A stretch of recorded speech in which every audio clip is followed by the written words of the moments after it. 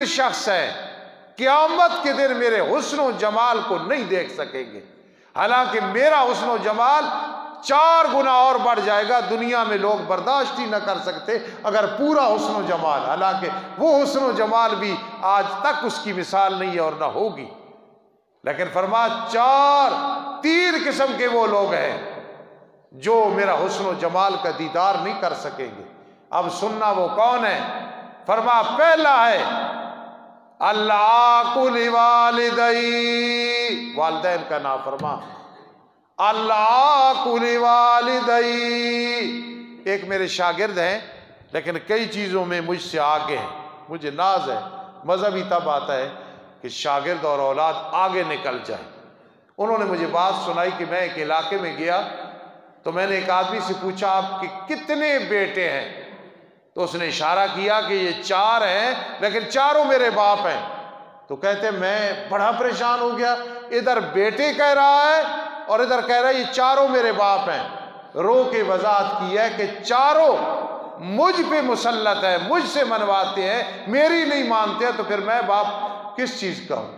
وہ اپنی طرف سے اس کا جو درد دل تھا نا، وہ اس کا مطلب یہ تھا کہ 4 بیٹے ہیں لیکن باپ ہیں، کیا مطلب؟ یہ انہوں نے مجھے غلام بنایا ہوا، میری بات نہیں مانتے۔ اللہ والدی، والدین کا نافرمان قیامت کے دن نبی علیہ السلام کا حسن و جمال نہیں دیکھ سکے گا۔ وَالتَّارِقُ لِسُنَّتِي، میری سنت کا تارک۔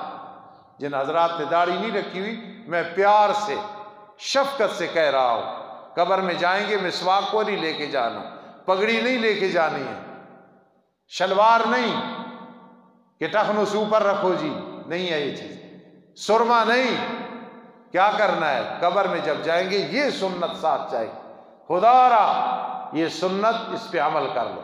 وَالتَّارِقُ لِسُنَّتِي، میری سنت کا تارک، فرمایا وہ میرے حسن و جمال کا دیدار نہیں کر سکے گا۔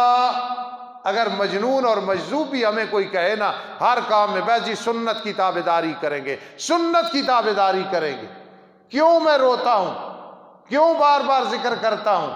میرے پیر و مرشد سید عنایت اللہ شاہ بخاری رحم اللہ میں کمال یہ تھا، اپنے بیگانے کہتے ہیں ہر بول میں، ہر قول میں، گفتار میں، رفتار میں سنت پہ نظر ہوتی تھی۔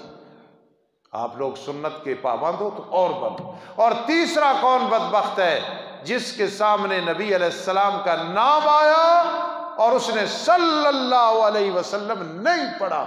فرما قیامت کے دن نبی علیہ السلام کے حسن و جمال کا دیدار نہیں کر سکے گا۔ تو آج ہمارا موضوع یہ تھا کہ اتباع سنت کے بغیر کوئی عمل قبول نہیں، زندگی شرمندگی ہے، برکت نحوست ہے، کوئی کام اللہ کے ہاں مقبول نہیں۔ خدا را رٹا لگاؤ اور اسی پہ رشتے کرو، اسی پہ رشتے چھوڑو، اسی پہ تعلق بناؤ، اسی پہ تعلق چھوڑو۔ بھائی اتباع سنت ہے تو ہم تمہارے ساتھ ہیں، جو سنت کی تابعداری نہیں ہے تو ہم تمہارے ساتھ نہیں ہیں۔ انشاءاللہ اگلا جو میرا بیان ہوگا اس پہ بڑے اور دلائل دیں گے۔ وما علینا الا البلاغ المبین۔